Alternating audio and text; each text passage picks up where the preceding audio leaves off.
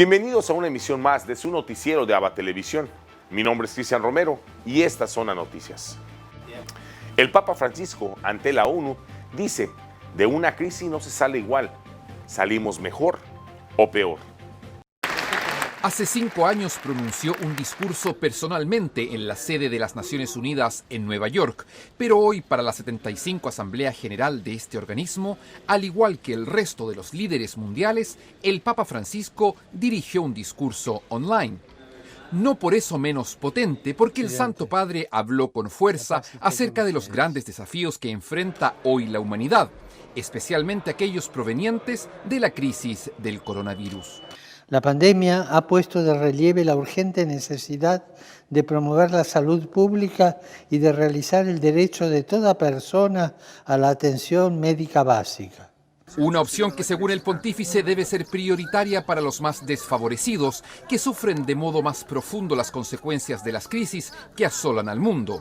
Un mundo, eso sí, que según el Papa, continúa a derrochar recursos en una carrera armamentista que hiere profundamente y amenaza cada día la paz. Las armas convencionales se están volviendo cada vez menos convencionales y cada vez más armas de destrucción masiva, arruinando ciudades, escuelas, hospitales, sitios religiosos e infraestructuras y servicios básicos para la población. Ligado a esto, el Papa advierte una vez más del drama de miles de hombres y mujeres forzados a abandonar sus naciones para salvar sus vidas. Con frecuencia, los refugiados, los migrantes y los desplazados internos en los países de origen, tránsito y destino sufren abandonados, sin oportunidad de mejorar su situación en la vida o en la de su familia. Según Francisco, entre los más afectados están los niños, muchas veces sin escuela y abusados en todos sus derechos, especialmente aquellos a los que sistemáticamente se les impide nacer. Desafortunadamente, los países y las instituciones internacionales también están promoviendo el aborto como uno de los denominados servicios esenciales en la respuesta humanitaria. Es triste ver cuán simple y conveniente se ha vuelto para algunos negar la existencia de vida como solución a problemas que pueden y deben ser resueltos tanto para la madre como para el niño no nacido. Otro enorme desafío es el rol de la mujer en la sociedad y el combate en contra de todo tipo de explotación de las cuales ellas son víctimas. Una lucha a la que el pontífice adhiere y anima.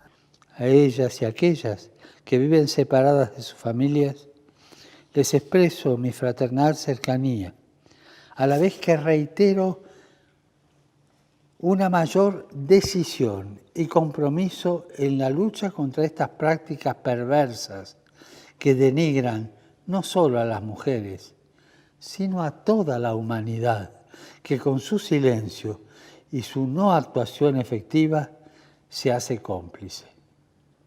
Y en coherencia con su interés habitual, el Papa Francisco se refirió una vez más a los desafíos de una ecología integral. Ello nos recuerda que la crisis ambiental está indisolublemente ligada a una crisis social y que el cuidado del medio ambiente exige una aproximación integral para combatir la pobreza y combatir la exclusión. Es la voz profética del Papa que en medio del concierto de las naciones se alza no solo para denunciar las injusticias. Con esperanza también clama por una sociedad mundial que encuentre caminos de mayor dignidad para cada miembro de la familia humana. En un mundo malato. COVID-19, el mundo del después, necesita viejas raíces.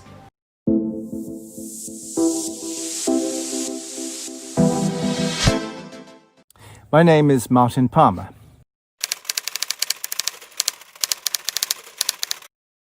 By living Laudato Si, by actually doing what Laudato Si says we should do, as well as Evangelii Gaudium. Because if the church sets the model, then the world has something to aspire to.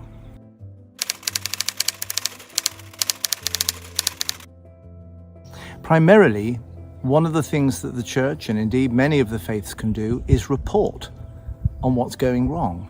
We are in every locale, we are local, we are there, but we have networks that lead us up to places like the UN, to the boards of major companies. Tell the stories about what isn't right, what isn't going right.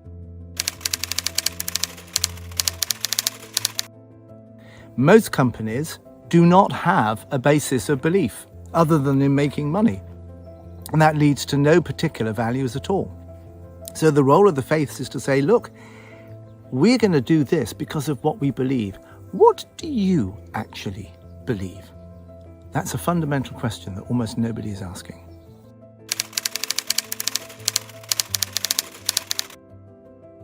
Not by themselves, no. Finance is like a herd animal. If the herd changes direction, then people will go with it. The question is, who will make the herd change the direction? We've got to be the group that turn that around so that they go in a different direction. A continuación tenemos el agrado de presentarles una reflexión del Evangelio del Día a cargo de nuestro director general, Jaime Sevilla. En el Evangelio de hoy seguimos meditando nosotros el capítulo 9 de San Lucas. Y la frase que ha cruzado los umbrales de la historia de la cristología es: ¿quién dice la gente que soy yo? Esa curiosidad de Jesús como humano de saber qué pensaban los demás acerca de él. Los discípulos, por supuesto, le dieron muchas respuestas, pero ninguna de esas logró satisfacer al maestro. Entonces le dirige la pregunta directa ahora a ellos. Ustedes que han andado conmigo, que me han escuchado, que han visto los milagros, ¿quién dicen que soy yo? A lo cual Pedro le dijo, tú eres el Mesías. Y Jesús lo aceptó. Pero aún siendo el Mesías, ya proclamado por Pedro, le dice que va a ser entregado a los sumos sacerdotes y los ancianos, que va a sufrir, que va a ser crucificado, pero que al tercer día resucitará. Ahora la pregunta sería, para ti, ¿quién es Jesús? Esta respuesta muchas veces dependerá del ámbito en que cada persona viva, si es en el ámbito de la ciencia o de las humanidades, si es en el área del comercio o del jornalero, si es en el ámbito social o eclesial. Dependiendo del lugar donde te encuentres, podrás dar esa respuesta, influenciada por estos ambientes.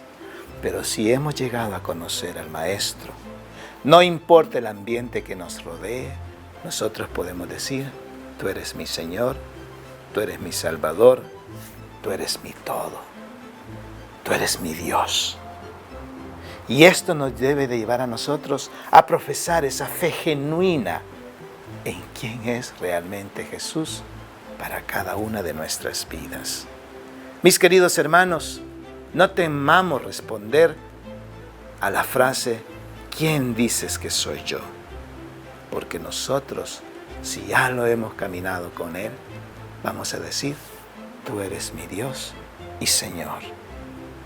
Que así sea.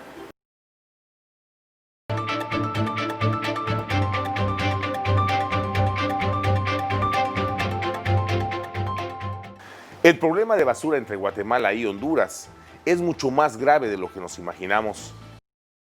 Un estimado de 144 toneladas de basura fueron recogidos de las playas de Omoa, en Honduras, procedentes de Guatemala. Según autoridades locales de la zona, el problema persiste y si no se llega a resolver, afectaría el turismo y también provocaría daños al ecosistema.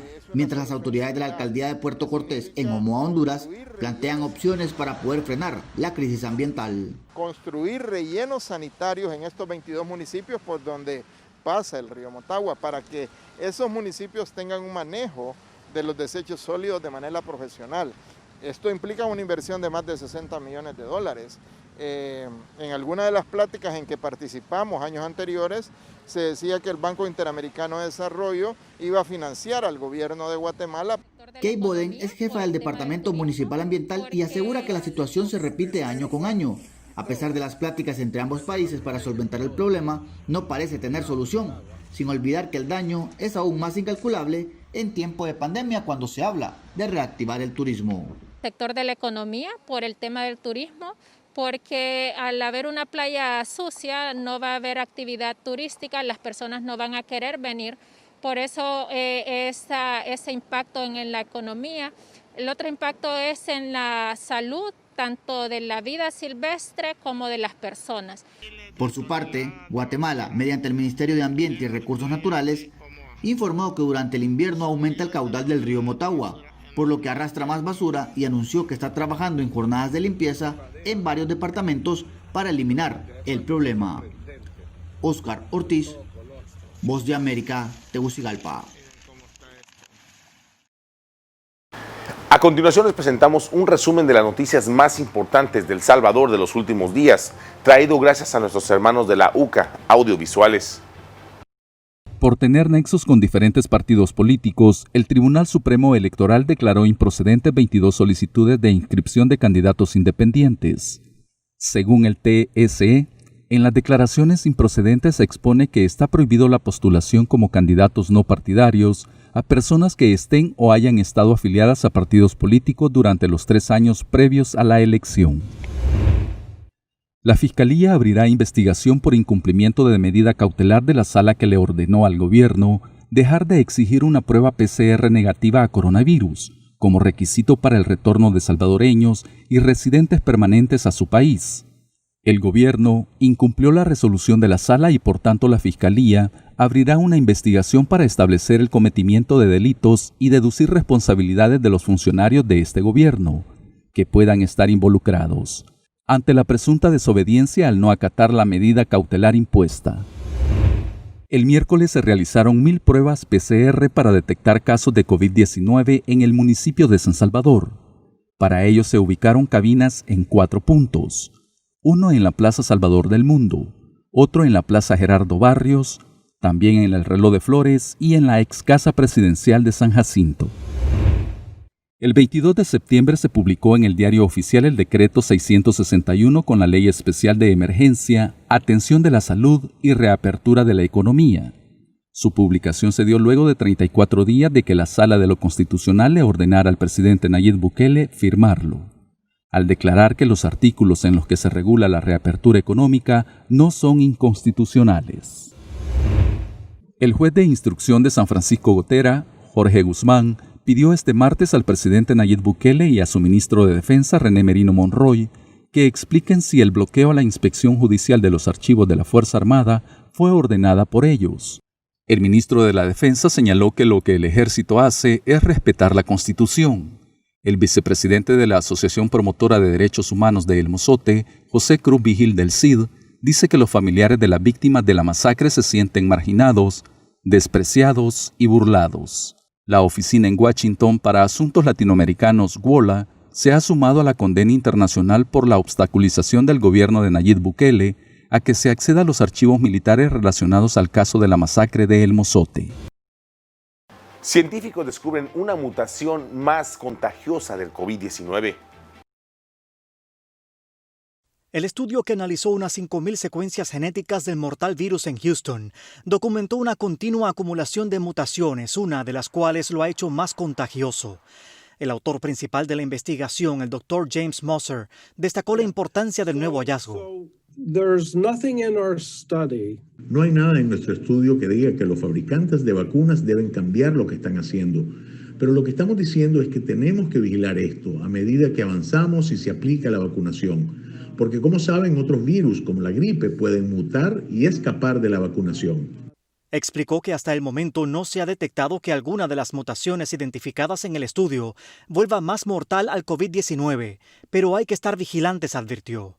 Una de las cosas que hemos aprendido sobre este virus es que es muy difícil de predecir. La investigación muestra que el virus se difundió a través de los vecindarios de Houston en 2 fases. La primera afectando individuos más ricos y mayores, y luego una segunda oleada que golpeó a gente más joven y a los barrios de bajos ingresos, afectando a muchos latinos. La doctora Ligia Peralta analizó los resultados del estudio de manera independiente a petición de La Voz de América. Lo que queremos saber es si cuando estamos usando mascarilla, cuidándonos de la distancia, al mismo tiempo la higiene, sobre todo de las manos, si esto es efectivo o no. Y eso es la importancia de este estudio. Epidemiológicamente podemos saber qué medidas tomar a medida que este virus va cambiando. Ambos, por lo pronto, coincidieron en la importancia de no abandonar los hábitos de protección. Arnaldo Rojas, Voz de América, Houston. Ahora nos vamos a Sudamérica con nuestro amigo el padre Manuel Rodríguez Rodríguez, misionero claretiano de nuestra cadena hermana JN19 Televisión, con un reportaje especial desde Lima, Perú, de lo que acontece en ese país. Reporta para la cadena de televisión ABA y JN19 del Perú, el padre Manuel Rodríguez Rodríguez, misionero claretiano.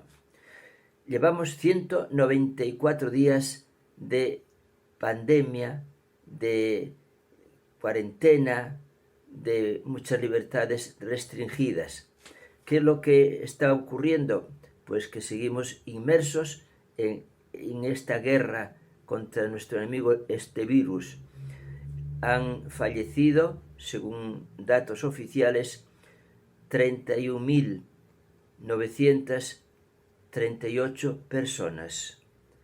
En las últimas 24 horas han fallecido 78 personas. Van disminuyendo las muertes, pero todavía siguen. Sigue la tristeza, el dolor, el sufrimiento en muchos hogares. Ayer se celebró el Día de las Fuerzas Armadas, que tiene como patrona a la Virgen de la Merced, la Gran Mariscala. Y estuvo en un acto conmemorativo el presidente del gobierno, el presidente del Congreso, pues el primer ministro, militares y demás, para recordar este acontecimiento y ensalzar nuevamente las fuerzas armadas del Perú que defienden a nuestra nación. El ministro de Educación ha dicho que probablemente en marzo van a abrirse los colegios, las escuelas, para ir gradualmente aceptando la enseñanza presencial con todos los protocolos. Veremos en qué queda. Hay una queja muy fuerte de los docentes de religión, de padres de familia, de mucha gente, al ver que en la enseñanza que se hace virtual, que se llama Aprendo en Casa, no hay nada de religión ni formación cristiana, como si la formación cristiana y moral no importase para nada. Nos preocupa mucho ese tema. También se está comenzando, o va a comenzar ahora en octubre, la cuarta etapa del relanzamiento de la economía nacional. Parece que va a haber más apertura en actividades y también en el aforo. El Ministerio de Economía ha transferido 2.000 millones de soles para relanzar esta economía en distintos sectores del Perú y en provincias, en los lugares más lejanos también de la capital, de Lima. También está una preocupación ahora en cuanto que hay muchos barcos pesqueros de chinos frente a las costas peruanas, aunque todavía no invaden las 200 millas, pero es una preocupación. Reportó para ustedes el padre Manuel Rodríguez Rodríguez, misionero claretiano desde Lima.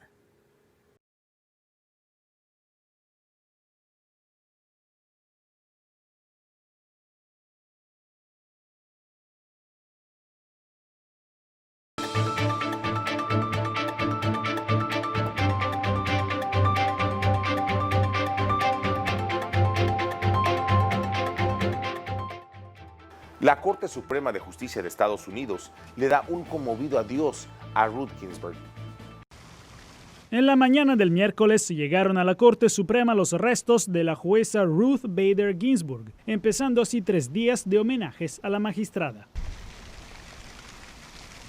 En una ceremonia privada dentro de la Corte, su presidente John Roberts recordó a su histórica colega. Ruth solía preguntar cuál es la diferencia entre un contable en Brooklyn y un juez de la Corte Suprema. Su respuesta, una generación. Se ha dicho que Ruth quería ser una virtuosa de la ópera, pero se convirtió en una estrella de rock. Ella eligió la ley, sometida a discriminación en la Facultad de Derecho y en el mercado laboral por ser mujer. Mientras cientos de ciudadanos y algunas figuras públicas empezaron a rendir homenaje a Ginsburg, sigue adelante el debate para ya nombrar su reemplazo a pesar de las inminentes elecciones. El líder de los republicanos en el Senado, Mitch McConnell, aclaró: El presidente tiene pensado usar el poder que los votantes le dieron para presentar un nombramiento. Los senadores usaremos el poder que nos dieron los votos para otorgar o negar el consentimiento como mejor nos parezca. Sin embargo, los demócratas acusan a los republicanos de hipocresía, porque en 2016 se negaron a evaluar al nominado del presidente Obama debido a las elecciones porque tenía que ser el pueblo quien eligiera. Resulta que la regla McConnell no era más que una artimaña de McConnell. El líder McConnell, tristemente, se encamina hacia el camino de romper su palabra al Senado y al pueblo estadounidense. Ha expuesto de una vez por todas que el supuesto principio de dar voz al pueblo en la selección del próximo juez era una farsa. La favorita para reemplazar a Ginsburg podría ser Amy Coney Barrett de Chicago, conservadora con conocidas posiciones contra el aborto. Trump se reunió con ella en la Casa Blanca este lunes, según una fuente citada por la prensa nacional. La conmemoración funeraria seguirá adelante hasta el viernes. Entonces, los restos de la primera mujer en un cargo público que reciben este honor serán llevados al Capitolio para un último día de homenajes. Toda la población tendrá oportunidad de despedirse también allí de Bader Ginsburg, mientras el sábado descubriremos en la Casa Blanca quién será el nominado del presidente Donald Trump para ocupar su lugar. Desde la Corte Suprema de Estados Unidos, Jacopo Luzzi, Voz de América. Hoy, 25 de septiembre, en el Santoral de la Iglesia, celebramos el Día de San Carlo de Sisi. Conozcamos su historia. Habían intentado alejarlos con campanas, tambores ruidosos, silbidos y hasta con chorros de agua. Pero invariablemente los toros salvajes retornaban diariamente a la extensa huerta y mientras los asustadizos frailes huían, los astados se tomaban su tiempo para engullirse el tierno forraje cultivado para alimentar a los bueyes y las vacas del monasterio ante la mirada impotente de los pobres monjes. Como el invierno se acercaba, había que apurar el paso para recoger a tiempo la cosecha y el heno, pues de lo contrario pasarían hambre ellos y sus animales durante la temporada invernal. Buscando una salida al problema, el superior recordó que el hermano lego Carlos de Setze fue durante mucho tiempo pastor y caporal antes de convertirse en franciscano. Así las cosas, el prior dio por descontado que él sabría cómo alejar a las bestias y sin más le ordenó que las sacara y se las llevara lo más lejos posible. Con su obediencia puesta a prueba, el hermano Carlos de Setze accedió sin chistar, pero sin saber qué hacer se postró ante la Santísima Virgen y oró durante toda la noche orando. Al otro día se paró en la mitad de la huerta y cuando los astados llegaron, él los bendijo y mansamente los animales se le acercaron. Entonces enlazó al primero, lo cabestreó y con los demás, siguiéndole, los llevó hasta el límite de la granja y suavemente los conminó a que no volvieran por allí y en efecto nunca regresaron.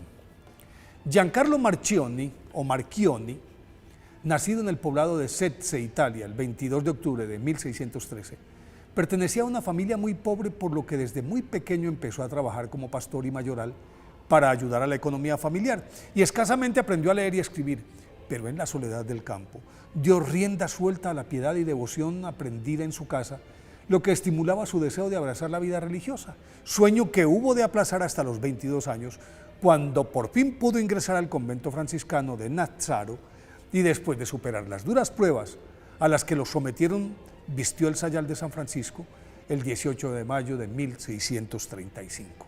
Un año más tarde, el 19 de mayo, hizo los votos perpetuos, adoptó el nombre de Fray Carlos de Setze y decidió permanecer como hermano lego el resto de su vida, porque no se consideraba digno de ser sacerdote. En adelante, la vida de San Carlos de Setze transcurrió de convento en convento, desempeñándose como cocinero, hortelano, jardinero, portero, limosnero y sacristán, sin sobresalir en ninguno de esos cargos, por lo que sus superiores lo recriminaban constantemente, aunque le reconocían su acendrada devoción que lo llevaba a permanecer orando día y noche en la capilla. Le reconocían sus mortificaciones, su incuestionable humildad, su probada obediencia, su desbordada generosidad con los pobres y la veracidad de sus curaciones milagrosas.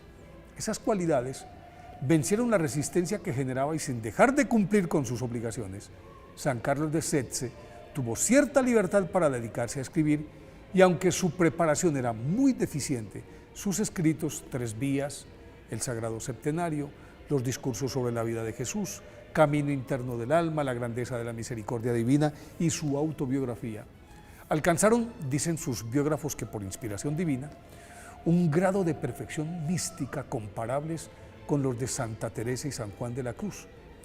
Ya en su edad madura, San Carlos de Setze era todo un personaje, al que acudían en busca de consejo estadistas, sacerdotes, obispos, cardenales y hasta los papas Alejandro VII y Clemente IX. Con su merecida fama de hombre de Dios, murió en olor de santidad en el convento romano de San Francisco a Ripa el 6 de enero de 1670 y fue canonizado por el Papa San Juan XXIII en 1959. Por eso hoy 25 de septiembre, día de su festividad, pidámosle a San Carlos de Setze que nos enseñe a convertir nuestras limitaciones en fortalezas para la gloria de Dios. Y para el final de nuestro noticiero, los dejamos con el segmento El Minuto de San Óscar Romero.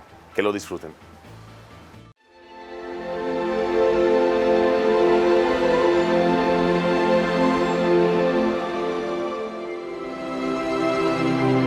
En la homilía del 12 de diciembre de 1977, Monseñor Romero decía: nadie se ha metido tan hondo en el corazón de nuestro pueblo como María. De esta forma, Monseñor resalta su amor tan grande por la Madre del Dios encarnado. Y así es. Al hablar de la Virgen de Guadalupe, hablamos de esa encarnación de Jesucristo en el vientre en una mujer morena, como nuestra raza, como nuestro pueblo. Por eso el amor hacia la Virgen es lo más hermoso que nosotros tenemos, ya que en ella descubrimos esa madre que nos acompaña, esa madre que nos consuela, esa madre que nos apapacha, esa madre que está junto a nosotros. Y así llegamos al final de una emisión más de su noticiero de ABA Televisión. Muchas gracias por su preferencia y continúe con nuestra programación. Los invitamos a sintonizarnos todos los días en vivo por www.abatvn.com, Canal 75 de Guatemala por Multivisión, en nuestras plataformas digitales de Roku TV y Amazon Fire, así como en nuestras cadenas hermanas y como siempre, en nuestras redes sociales. Ahí nos vemos y que Dios les bendiga.